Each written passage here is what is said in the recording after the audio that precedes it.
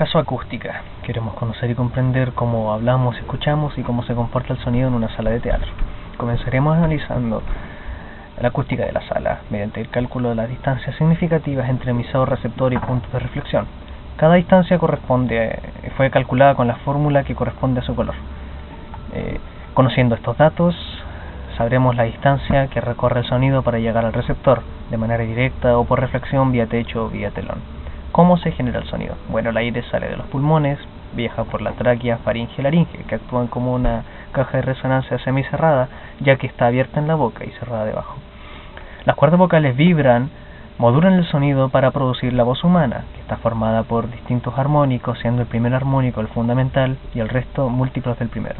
Con esta fórmula calculamos la frecuencia de cada armónico, lo que nos permite saber la velocidad angular, y esta velocidad la multiplicamos por la amplitud para tener la velocidad de cada armónico.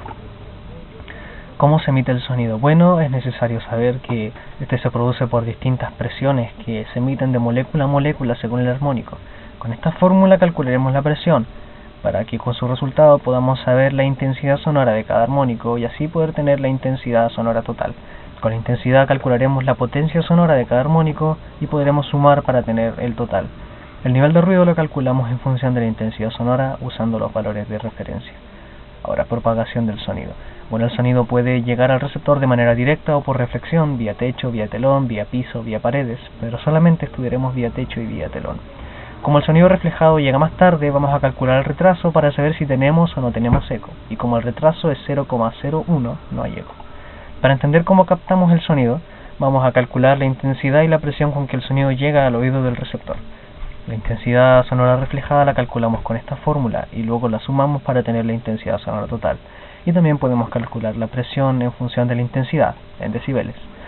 Como nos da 40 decibeles, necesitamos amplificación ya que es algo bajo. Y por último, ¿cómo escuchamos? Bueno, el sonido entra en el oído a través del canal auditivo externo, golpea el tímpano, que a causa de la impedancia se produce una vibración que llega a los huesecillos del oído medio, al yunque, que amplifica el sonido en un 30% porque se produce un factor de palanca 1.3. Estas vibraciones son enviadas a la cóclea y en cada parte de la cóclea se reconocen distintas frecuencias de sonido que son enviadas al sistema nervioso central. Calcularemos la impedancia del tímpano con esta fórmula considerando un medio acuoso, ya que es lo que principalmente compone nuestro cuerpo. Con esta fórmula vamos a calcular la velocidad de vibración del tímpano y usando la misma fórmula de antes calcularemos la impedancia de la cóclea. Y así resolvemos el caso de acústica.